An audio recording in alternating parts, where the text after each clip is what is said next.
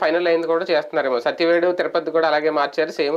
ఇక్కడ కూడా సేమ్ సత్యవేడు తిరుపతి ఆయన ఆలోచన కాదు, వీళ్ళు తీసుకున్నటువంటి అంటే జగన్మోహన్ రెడ్డి నిర్ణయం. ఎందుకంటే ఆదిమూలం అటు పక్కకి తెలుగుదేశంతో టచ్ లో ఉన్నాడని తెలుసు కాబట్టి అలాగని తీసేస్తే అది రచ్చ చేస్తారు కాబట్టి ఆయన ఎంపీకి ఇచ్చారు. అతను తెలుగుదేశం వైపుకి వెళ్ళిపోయిన తర్వాత అప్పుడు మళ్ళీ తీసుకొచ్చి యథాతథంగా పెట్టుకొచ్చారు. అక్కడ కూడా పెద్దిరెడ్డి అనుచరుని తీసుకొచ్చి పెట్టారు. వాస్తవంగా ఆదిమూలం కూడా పెద్దిరెడ్డి అనుచరుడు ఒకప్పుడు. తను తెలుగుదేశంతో టచ్ లో ఉన్నాడు అన్నటువంటి విషయం వెలుగులోకి వచ్చాకనే తీసేయడానికి వచ్చేటప్పుడు ఈ సమస్య వస్తుందని ఆగారు. ఇప్పుడు అది జరిగింది. అంటే ఆ ఏరియా అంతా ఏదైనా ఇంకా పెద్దిరెడ్డి గారి అండర్ లోనే ఉంటది. ఆయన బుట్టారేనికి ఎట్టకేలకు అవకాశం వచ్చిందని అనుకోవాలా? అంటే ఎమ్మెల్యే ఒక రకంగా ఎంపీ అభ్యర్థిగా ఇస్తారేమో అక్కడే అనుకున్నారు. ఇంతకుముందు కూడా అదే కదా ఆమె అడిగింది. ఎంపీగా చేసింది, పార్టీ మారింది, తెలుగుదేశం పార్టీకి వెళ్ళింది, సిట్టింగ్ గా ఉండగానే వెళ్ళింది. ఆ తర్వాత అక్కడ అవ్వలేదు, మళ్ళీ ఆవిడకి అక్కడ వైఎస్ఆర్ కాంగ్రెస్ పార్టీలో చేర్చుకోవడం ఒక ఎత్తు.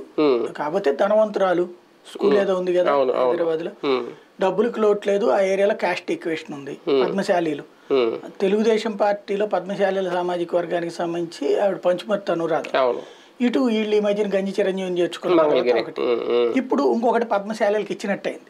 అంటే పద్మశాలి సామాజిక వర్గంలో బలంగా ఒకటి అంటే ఈయన బీసీ